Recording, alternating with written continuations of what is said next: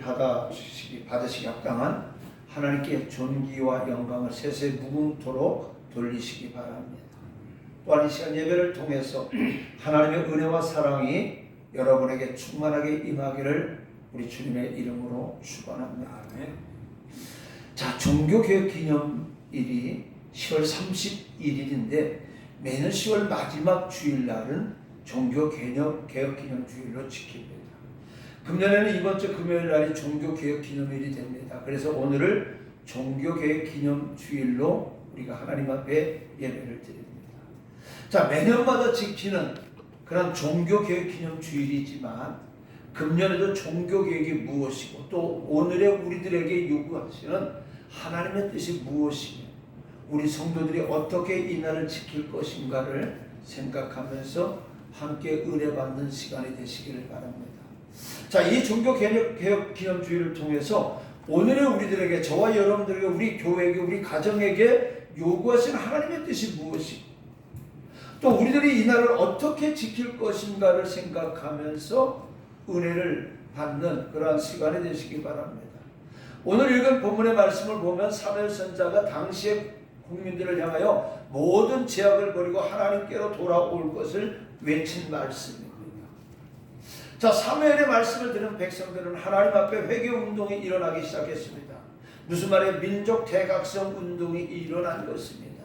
지난주 목요일부터 어제 토요일까지 광화문 광장에서 저녁 시간에 이 나라 민족을 위해서 철야 기도회가 새벽까지 쉬지 않고 있었던 일이 있었습니다.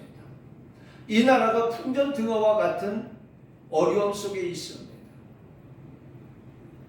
저 북한에서는 수십 명의 군사들이 DMZ에서 넘어오기도 하고 하는데도 이 나라 대통령이나 국방부 장관이나 그 어느 누구도 거기에 대해서 말 한마디 없고 또 일이 생기면은 사후에 보고하고 대응하라는 그런 말도 없이 또 경제는 급락하게 떨어져 가고 있고 우리 사회는 점점 불안하다 보니까 이렇게 해서는 우리나라가 되지 않겠다. 그래서 3일간 광화문 광장에서 수만 명이 모여서 철야 기도를 했습니다. 마찬가지로 이스라엘 민족도 블레셋 군대가 쳐들어오니까 이래서는 안 되겠다. 우리가 어떻게 하면 좋을까? 사무엘에게 물어볼 때 사무엘은 미스바 광야로 모이게 하고 그 민족이 하나님 앞에 회개 대각성의 운동이 일어나는 겁니다. 왜요? 살아나는 방법이기 때문에. 오늘 우리 가정도 우리 교회도 마찬가지예요. 이런 각성의 운동, 회개의 운동이 일어날 때 내 가정이 살아날 수가 있고 내 자녀가 살아날 수 있고 우리 교회가 살아날 수가 있고 우리 민족이 살아날 수가 있는 겁니다. 그래서 오늘 이 말씀을 통해서 오늘의 우리들은 죄악에 간영하고 폐역한 이 세상에서 어떻게 사는 것이 참다운 하나님의 뜻을 따라서 사는 것인가를 생각하면서 이 시간은 은혜의 시간이 되기를 바랍니다. 그렇다면 먼저 종교개혁주일이란 무엇인가에 대해서 한번 말씀을 드리고자 합니다. 우리는 매년 종교개혁주일을 지키면서도 종교개혁에 대해서는 잘 잊어버립니다. 그래서 오늘도 종교개혁에 대해서 간단하게 먼저 설명을 드리고자 합니다. 종교개혁주일이란 지금부터 508년 전 1517년 10월 30일에 독일의 마틴 루터가 당시 타락하고 부패하여 하나님의 말씀과는 전혀 상관이 없이 전통과 간습으로 일관된 가톨릭 교회에서 하나님의 말씀으로 돌아가자는 신앙개혁운동을 일으킨 날입니다. 그러므로 오늘의 교회는 이 날을 기념하고 새로운 신앙 부흥과 회개와 각성의 기회로 삼아야 되는 것이죠. 오늘 우리 한국교회가 이 종교개혁 기념주의를 지키면서 정말로 뜻있게 생각해야 될 것이 무엇이냐? 우리 한국교회가 지금 강단이 하나님의 말씀이 아니고 웅변이 되어져 있고 또 사회 오늘 어떤 학술 발표장이 되어져가는 그런 강단이 되어졌다는 거예요. 하나님의 말씀을 전해야 되고 불구하고 예수 십자가의 복음이 전해지는 것보다는 세상의 지식과 세상의 학문을 전달하는 그런 장소가 되어졌다는 거예요. 우리 한국교회가 무너짐으로 인해서 이 나라가 무너지는 거예요. 여러분, 교회가 무너지기 때문에 가정이 무너지는 거예요. 로마 카톨릭 교회로 인하여 전통으로 얼룩진 그래서 교회가 무너지고 하나님의 말씀을 왜곡되어지는 가운데 루터가 가만히 가 이래서는 안 되겠다. 그래서 하나님께로 돌아가자, 말씀으로 돌아가자 하면서 일으켰던 것이 바로 종교개혁입니다. 그래서 우리는 이날을 기념하면서 예배를 드리면서 어떤 생각을 해야 돼요? 새로운 신앙 부흥과 회개의 각성의 기회로 삼아야 된다는 겁니다. 오늘의 교회에서는 성탄절, 부활절 다음으로 어떻게 생각하면 이 종교개혁 기념주일이 매우 뜻깊은 중요한 날입니다. 1000년 동안 걸쳐 내려온 중세 암흑시대가 막을 내리고 부패와 천주교의 무지한 교권의 탄압으로부터 해방된 신앙의 사람들이 복음의 강명을 되찾고 자유를 회복한 날이기 때문에. 자, 그렇다면 왜 마틴 루터가 종교개혁의 기치를 들고 된 직접적인 동기는 무엇입니까? 그것은 바로 저희 유명한 면죄부 사건이에요. 가톨릭계 교황 레오 10세가 자기 당대에서부터 베드로 대성당을 완공할 계획을 세우고 엄청난 공사비를 충당하기 위해서 생각해낸 것이 뭐냐? 면죄부입니다. 그래서 그는 알베르트라는 사람을 고용을 합니다. 그리고 이 면죄부의 판매를 청구를 시킵니다. 그래서 그 이익금을 교황하고 반씩 나눠 가지기로 했습니다. 이때 이 알베르트는 저 유명한 웅변가였던 이 대체리라는 사람을 고용해서 그에게 신학 박사 학위를 줍니다. 그리고 가는 곳마다 면죄부에 대해서 설교 아닌 웅변을 하게 되었고, 이 유창한 웅변을 들은 많은 사람들이 어떻게 해요? 그 웅변에 속아서 너도 나도 거금을 들여 면죄부를 사게 만들었습니다. 알베르트와 이 테체리라는 사람이 전국을 순회하면서 면죄부를 판매할 때에 그의 일행이 비덴바르크에 왔을 때의 일입니다. 이 기막힌 사기꾼들의 수를 목격한 루터는 견딜 수 없는 분노를 느껴요. 이 면죄부는 뭐예요? 교황이 발행한 면죄부는 많은 돈을 들여서 사기만 하면 지옥에 간 사람도 천국으로 옮겨진다는 이 거짓말 설교를 듣고 모두가 줄을 서서 면죄부를 샀습니다. 왜요? 내 부모가 지금 지옥에서 고생하고 내 형제가 지옥에서 고생하는데 내 형제를 위해서, 내 부모를 위해서 저 면죄부를 살면 지옥에서 천국으로 옮겨가는데 돈 있는 사람들이 이것을 안 살 사람들이 없다라는 거예요. 이거는요, 오늘날 제사를 드리면서 죽은 사람한테 수십만 원 들여가지고 제사 드리는 거하고 똑같은 거예요. 그렇죠? 그래서 뭐예요? 기독교는 죽어서 잘하는 종교예요? 죽어서 효도하는 종교예요? 살아서 효도하는 게 기독교 종교인 줄 믿으시기 바랍니다.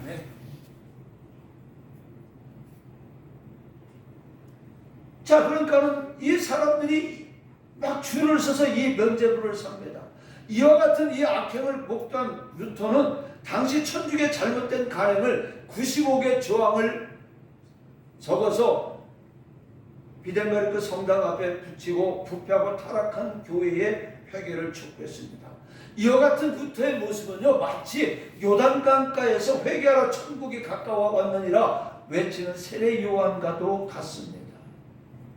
마태복음 3장 7절로 10절에 보니까요, 세례 요한은 바리새인과 사두개인들이 오는 것을 보고 독사의 자식들아, 누가 너희를 가르쳐 임박한 진노를 피하라 하느냐. 그러므로 회개에 합당한 열매를 맺고 속으로 아브라함이 우리 조상으로 생각하지 말라. 내가 너희에게 이르노니 하나님의 능히 이 돌들로도 아브라함의 자손이 되게 하시리라. 이미 도끼가 나무 뿔에 놓였으니 좋은 열매를 맺지 아니하는 나무마다 찍혀 불에 던져지리라. 형식적이고 위선적인 종교인들, 바로 이 바리새인과 사두개인들에게 오늘 세례 요한은 밀침을 했던 거예요. 아니, 오늘 이 시간에 위선적이고 형식적이고 적당하게 신앙생활하는 저와 여러분에게 오늘 던지는 말씀인 줄로 믿으시기 바랍니다. 자, 오늘 외로운 투쟁을 루터는 했습니다. 루터는요, 마치 세례 요한과도 같이 외로운 투쟁을 시작합니다. 인간의 의지나 행위로서 구원받는 것이 아니고 오직 믿음으로만 구원을 얻을 수 있다고 그는 외쳤어요. 여러분, 이 자리에 백날 앉아 있어도요, 오늘 믿음이 없으면요 구원받을 수가 없어요. 오늘 사두개인들과 바리새인들이 서기관들이 왜 세례 요한으로부터 예수님으로부터 책망을 받습니까? 왜 시खा는 자라는 소리 받습니까? 그들은 사람들에게 많은 믿음이 있는 것처럼 보였지만 그들의 믿음은 위선적이고 형식적인 믿음이었다는 거예요. 어쩔 수 없이 나는 사두가 받으렀으니까, 나는 서기관의 가족이니까 이런 삶 속에서 살았기 때문에 오늘 예수님은 그들에게 독사의 자식들아 외쳤던 겁니다. 오늘 루터는 오직 믿음으로, 오직 성경으로 돌아가셨어요. 그래서 루터의 외친 말씀 중에 세 가지 유명한 것이 있습니다. 첫 번째, 하나님의 말씀이 없는 것이라면 천국이라도 살 수가 없고, 하나님의 말씀이 있는 것이라면 비록 그것이 지옥이라도 살아갈 자신이 있다라고 말했습니다.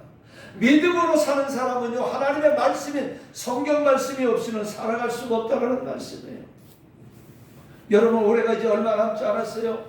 이 얼마 남지 않은데 여러분들은 지금 올해 성경을 몇 번 읽었습니까?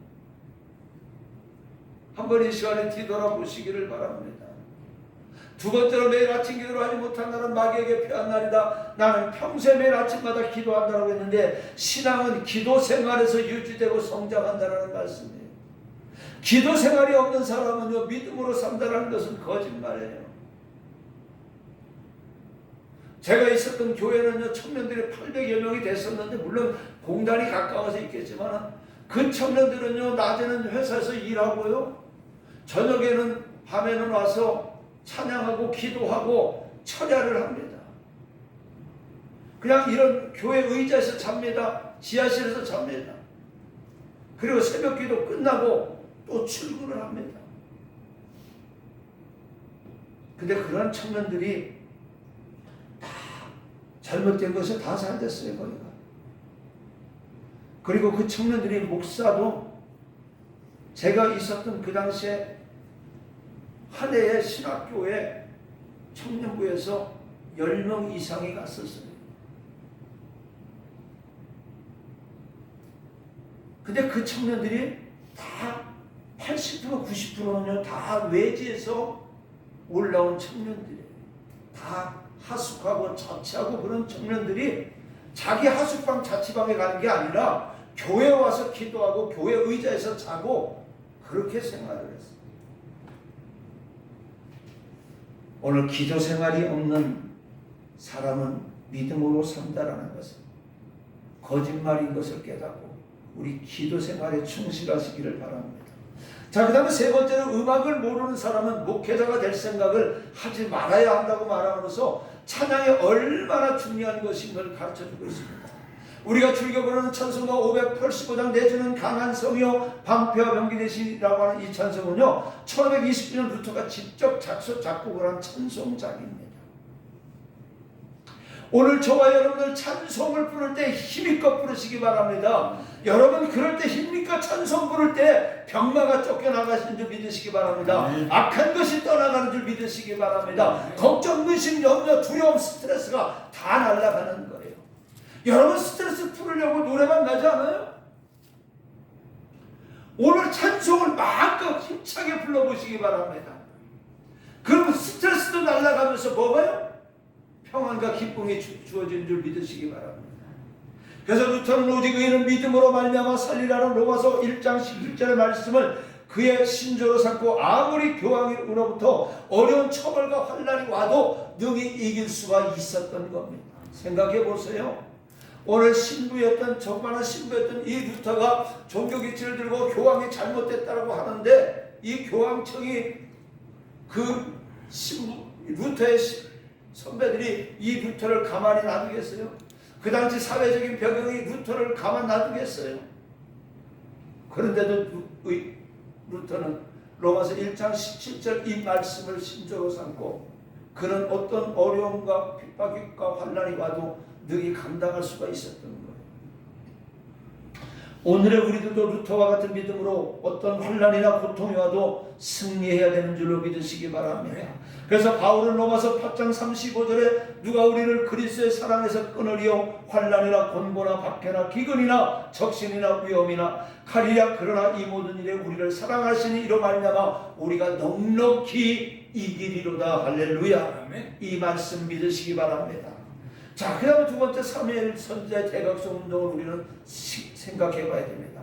오늘 본문의 말씀의 내용은요, 사무엘이 하나님의 부름을 받고 백성들을 향해서 우상 숭배와 하나님의 뜻을 버리고 제약으로 달려가는 길에서 돌이켜 하나님께로 돌아오라는 회개를 촉구하는 말씀이에요.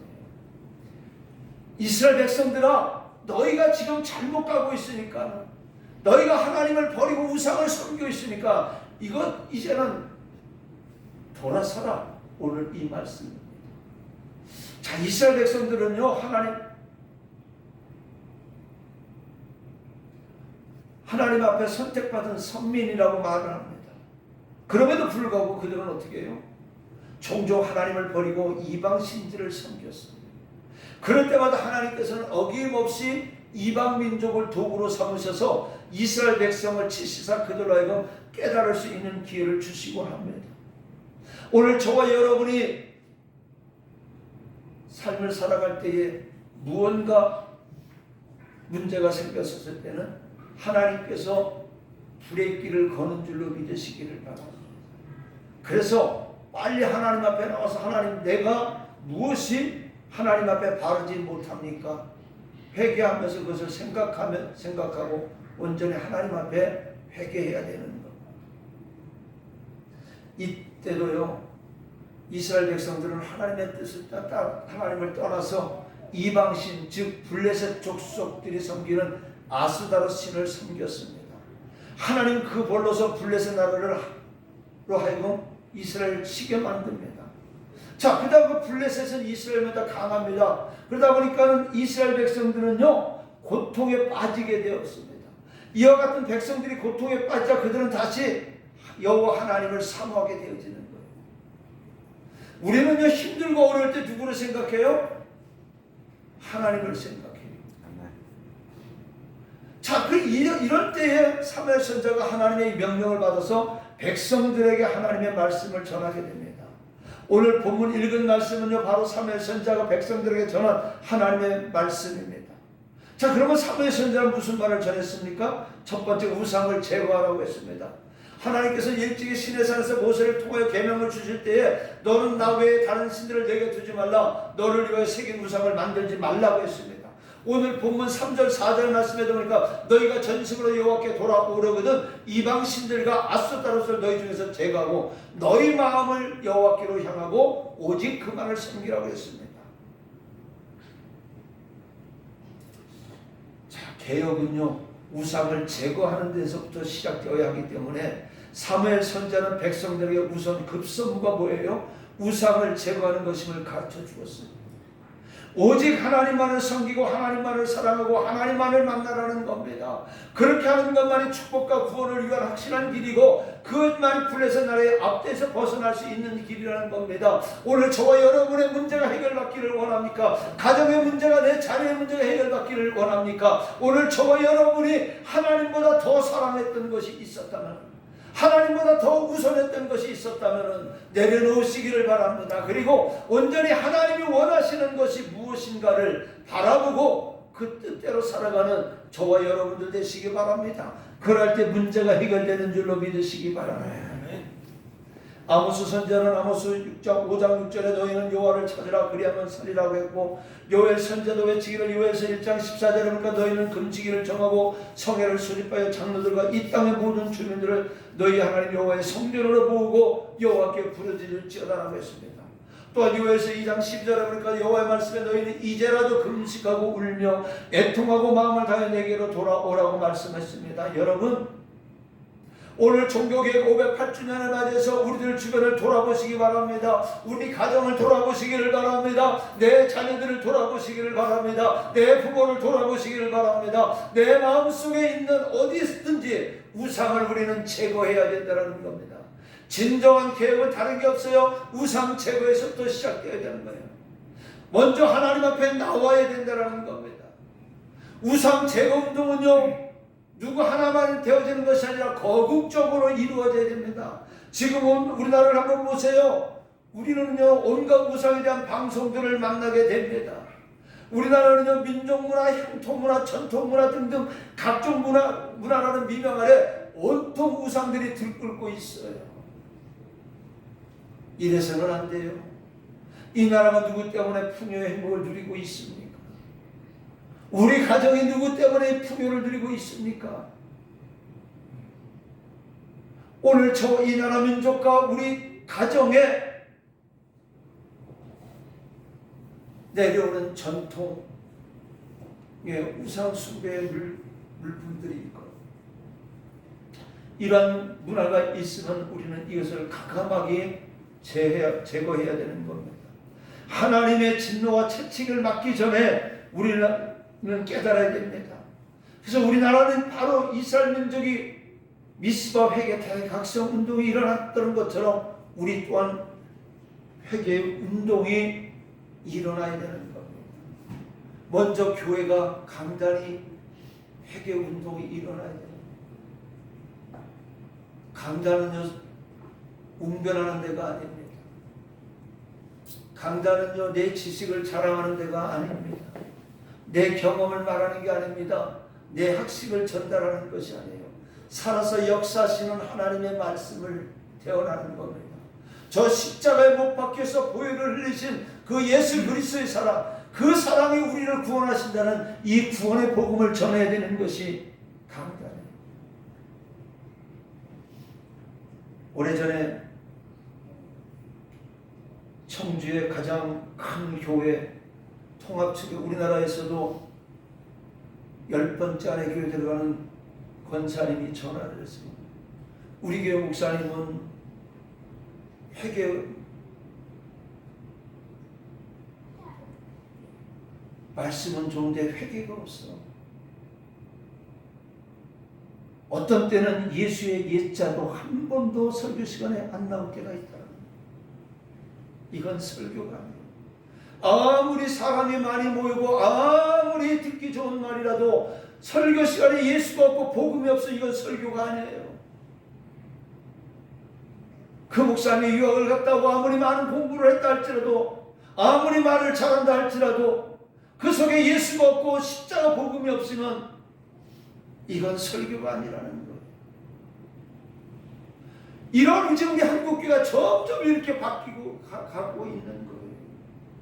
그래서 우리가 우리 교회부터, 우리 한국교회부터 회개의 대각성 운동이 일어날 때 이 민족이 살아날 수가 있는 겁니다.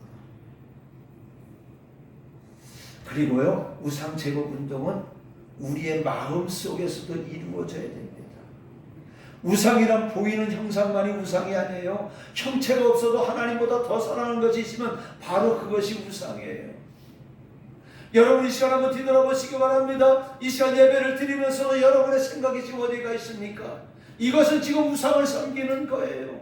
오직 하나님만 바라고 하나님 앞에 제물이 되어야 되는 저와 여러분 이 시간에 우리는 딴 생각을 하고 있고, 어떻게 하면 돈을 벌고 어떻게 하면 더 잘 살고 어떻게 하면 재미있을까, 이것을 생각하면 이것도 우상이라는 겁니다.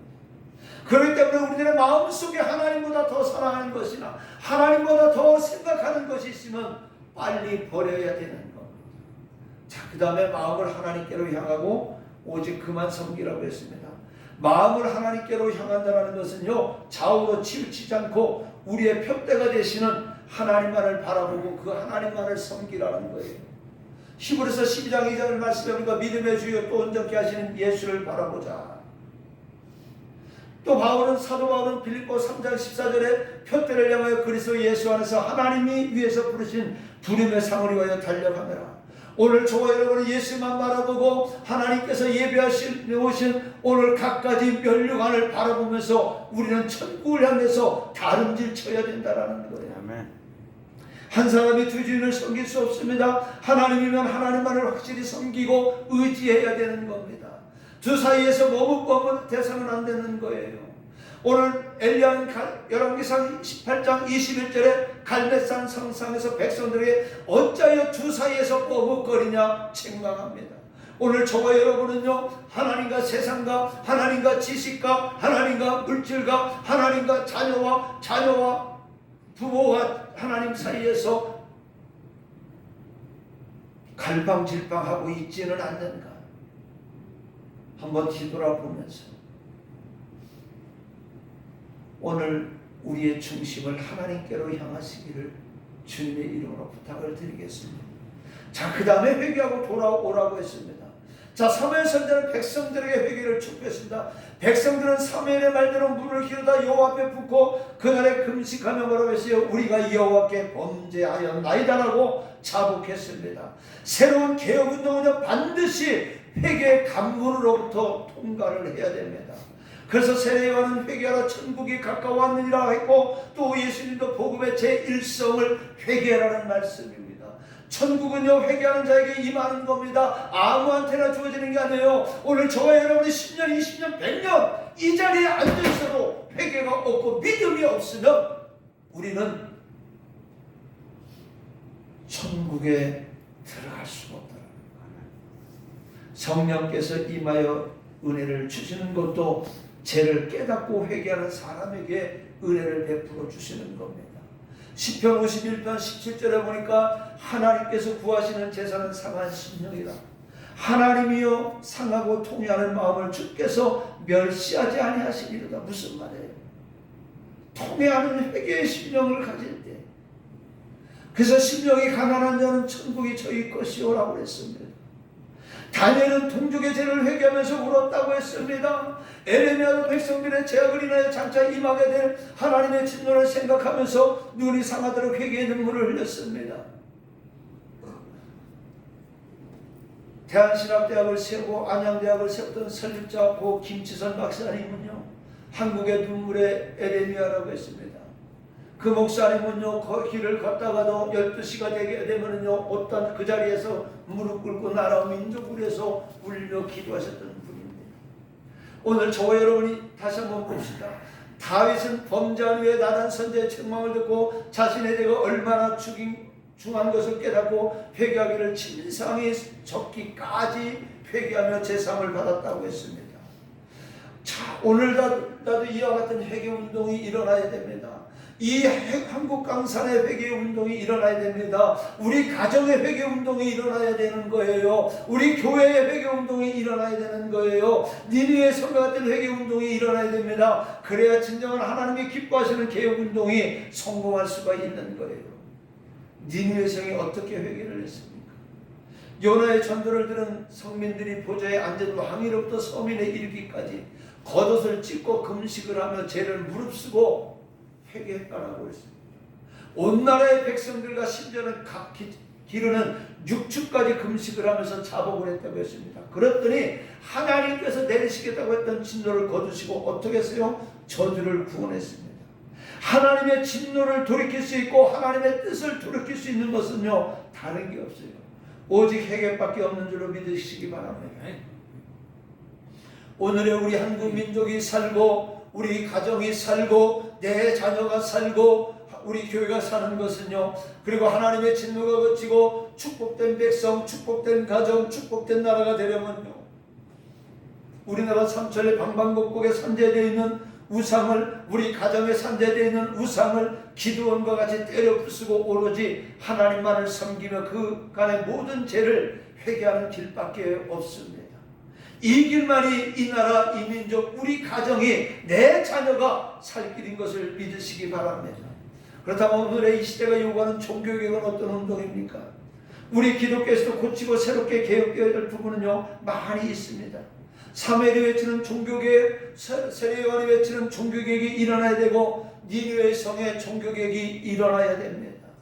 수문학 강장의 회개운동과 같은 개혁운동이 일어나야 됩니다. 오늘의 종교개혁은요, 다른 사람이 아닌 먼저 자기 개혁으로부터 일어나야 됩니다.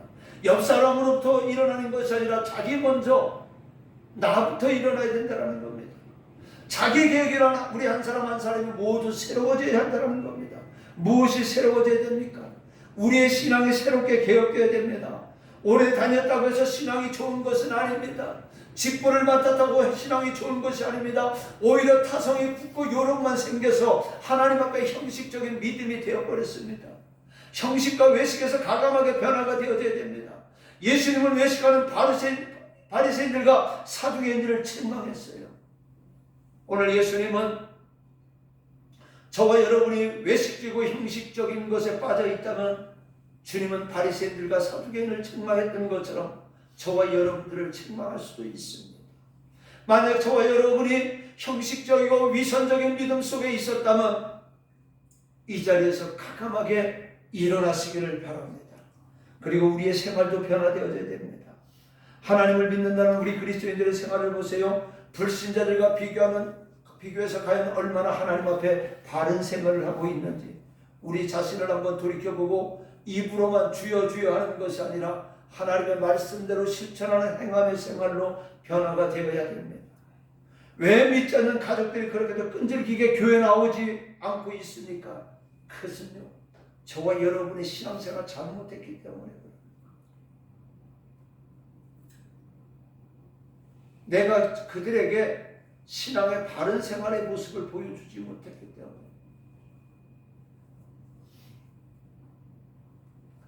바로 우리 믿는 성도들이 신앙의 본과 생활의 본을 보이지 못했기 때문입니다. 우리 교회도 마찬가지. 저로부터 우리 여러분 모두가 이 지역의 바른 모습을 보여주지 못했기 때문에 우리 교회가 오랜 시간을 이 자리에 있어도 부흥되지 못했던 거예요. 그 다음에 우리의 봉사와 헌신도 개혁이 되어야 됩니다. 우리들은 봉사나 헌신이나 하는 말들을 곧잘 잘합니다. 그러나 과연 주님을 위해서 얼마나 헌신하고 얼마나 봉사를 했는지 이 시간 돌이켜보고 하나님 앞에 잘못된 것을 고쳐야 되는.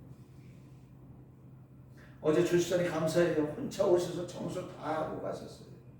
근데 어제 제가 오고 보니까 한 것 같기도 하고 안 하는 것 같기도 하고 화장실 가서 보면 분명히 한 것 같아요. 그래서 또 나와서 보면 아닌 것 같아서 또 다시 화장실 가서 걸레를 만져보면 걸레가 두 개가 다 축축해요. 하고 가고. 그때 가만히 시간을 물어봤더니 제가 바로 오기 전에 간 것 같아요. 근데 한번 보세요. 여러분들은 교회를 위해서, 예배를 위해서, 주일을 위해서 솔직히 장로님, 권사님, 주사님들 얼마만큼 준비하고 있습니까? 한번 뒤돌아보시기를 바라고 여러분의 봉사, 헌신 하나님 앞에 잘못된 것을 고치시기를 바랍니다. 그 다음에 자기개혁이란 인간성이 변화되어야 됩니다. 지금까지 믿음이 있노라 하면서도요, 이만저도 하면서 실상은 어떻게 해요? 믿음이 없고 하나님을 안다고 하면서도 실상은 믿음 없이 살아온 저와 여러분들 아닙니까? 우리 인간성이 변화되어야죠. 사울이 변화해 바울이 된 것처럼 변화가 되어야 됩니다. 시몬이 변화해 베드로가 된 것처럼 우리가 변화해야 됩니다. 스테인리스 공장에 보면요, 수백 종류의 그릇을 만듭니다. 그 중에 잿더리도 있는데 그 잿더리는 아무리 깨끗이 닦아도 잿더리일 수밖에 없습니다. 잿더리는 다른 용도로 사용할 수가 없습니다. 마찬가지로 우리의 제약된 인간성을 그대로 가지고 있으면 안 됩니다. 새롭게 변화가 되어야 됩니다. 그 다음에 인간성의 변화는요, 성령의 역사로 이루어질 수 있습니다. 낡아서 못 쓰는 그릇이나 고철들은요, 그대로 사용할 수가 없어요. 3000도 이상의 뜨거운 용광로 속에 들어가서 녹아져서 새로운 제품의 그릇이 되어야 하듯이 우리의 인간성의 변화는 나의 의지나 노력으로 되어지는 게 아니에요. 세상의 지식과 학문으로 되어지는 게 아니에요. 우리가 우리나라의 강남 졸부라는 말을 가끔 하지요. 어떻게 해야 뒤로 넘어져가지고 자기 조상들이 남겨준, 부모들이 남겨준 땅으로 해서 갑자기 부자가 된 사람들. 부자가 됐음에도 불구하고 부자답지 못하게 살아가고 사람들. 그래서 어떻게 해요? 자기보다 조금 없으면 무시하고 막 그런 사람들을 우리가 졸부라고 하잖아요. 환경이 바뀌었음에도 변하지 않는 거예요. 자기가 노력해도 변하지 않는 거예요. 왜? 천성이 그렇게 오랜 시간 습관이 들어왔기 때문에. 오늘 저와 여러분의 인간성의 변화는요, 오늘 저와 여러분의 노력과 의지로 되어지는 것이 아닙니다. 오직 하나님의 성령의 능력으로 되는 것을 믿으시기 바랍니다. 그래서 스가랴 4장 6절에 보니까 만군의 여호와의 말씀이시되 이는 힘으로 되지 않으며 능력으로 되지 않고 오직 나의 영으로 되어지나. 오늘 저와 여러분을 변화시킬 수 있는 것은 성령입니다. 그래서 우리는 성령 받아야 되는 거예요. 성령 받고 변화되면 하나님이 크게 쓰는 그릇이 될 수가 있는 거예요. 모세는 그의 나이 80세 백발을 날리며 호렙산 기슭에서 양을 치는 목자였습니다. 그런데 하나님이 그를 불러 성령을 체험하게 됐을 때 이스라엘 백성들을 애굽에서 인도해내는 하나님의 일꾼이 되었습니다. 베드로는 갈릴리 바다에서 일생 동안 고기나 잡던 어부였습니다. 그러나 그가 예수님의 부름을 받고 성령 받고 얼마나 큰 하나님의 일꾼이 되었습니까? 베드로가 설교할 때 3,000명이 회개하는 역사가 있었다고 했어요. 이와 같은 기적의 역사가 있습니까? 베드로가 잘났습니까? 베드로는 무식한 사람이었어요. 욕쟁이였어요. 근데 그가 성령의 부름을 성령 충만함을 받다 보니까 하나님 앞에 큰 일꾼이 되어졌어요. 저와 여러분이 하나님의 교회란 저와 여러분이 지금 이 모습 가지고 할 수 있는 게 아니에요. 성령이 도와주셔야 하는 거예요. 그래서 우리는 성령 받기를 사모하시기를 바랍니다. 성령을 받는 자만이 주의 일을 할 수가 있어요. 성령을 받는 자만이 봉사하고 헌신할 수가 있고 전도할 수가 있는 거예요. 바울도 성령 받고 거듭나서야 하나님의 큰 일꾼으로 쓰임받게 됐습니다. 하나님 앞에 귀한 일꾼 되기를 원합니까? 성령 받는 여러분들 되시기를 주님의 이름으로 부탁을 드립니다. 말씀 마칩니다. 사랑하는 성도 여러분, 오늘 종교개혁 기념주일을 맞아요. 먼저 우리 자신이 하나님 앞에 잘못된 것이 무엇인가를 깨달아 회개하고 오로지 하나님의 뜻을 이루는 삶을 살 때 바른 믿음의 생활을 하게 될 줄로 믿습니다. 그러므로 먼저 우리 자기 자신이 하나님 앞에 바로 서야 됩니다. 무엇이 잘못되었는지 우리 자신을 돌아봐야 됩니다. 오랜 간섭에 젖어서 의뢰 그러려니 하고 또 지금까지 그렇게 해왔는데 하는 생각을 고쳐야 됩니다.